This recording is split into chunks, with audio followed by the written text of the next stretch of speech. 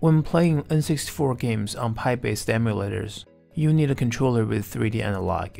If you're using a USB N64 controller like this one, it's not plug and play for most emulators, and it will not come in handy very much for games from other systems. So we would recommend using more common controllers like PC controller, DualSense, DualShock, and Xbox Series. However, if you feel strongly about using original type to play, we will show you how to set it up. First, in order to enter the controller configuration, connect the common USB controller with this N64 controller to your Pi. Press Start to bring out the main menu, enter controller settings, controller mapping. Then press a button on N64 controller to continue. Right here we got a mapping instruction picture to follow with. For those buttons you don't need, hold any button to skip.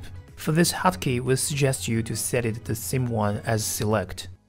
When it's done, let's check if it's working. Next, enter N64 game folder. Press select to bring out the option menu, enter advanced system options, emulator. We got LibRetro and non-LibRetro cores for N64 games, with different requirement of settings. We suggest you to choose the non-LibRetro one, cause it's texture optimized, you have a better visual experience.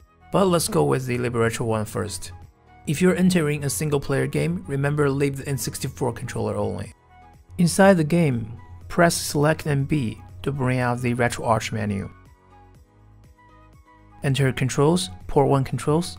This is the tricky part, several changes need to be done. Mapping A button to A button C3, B button to B button C2, X button to C buttons Y-, Y button to C buttons X-, select button to C buttons Y+, L2 button to Z trigger, and R2 button to C buttons X+. Leave the rest as default.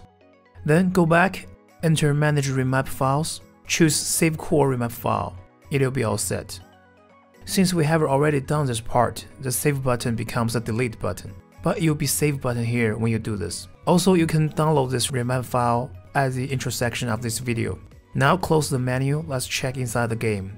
The N64 controller is working fine. Next, let's go with the non-LibRetro core here. Since there's no RetroArch menu inside, we'll need a PC under the same line to drop the setting file into the system.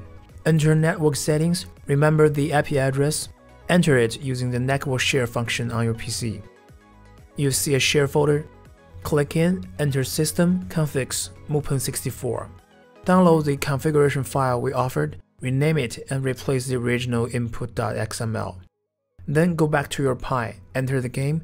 You see the huge improvement on display texture with this one. And the N64 controller is working fine as well. If you are using common controller to play N64 games, just to know the C buttons become the right analog, and L2 equals the Z trigger. The rest are the same. Okay, that's it. If you like this video, subscribe to our channel to get more contents about retro gaming.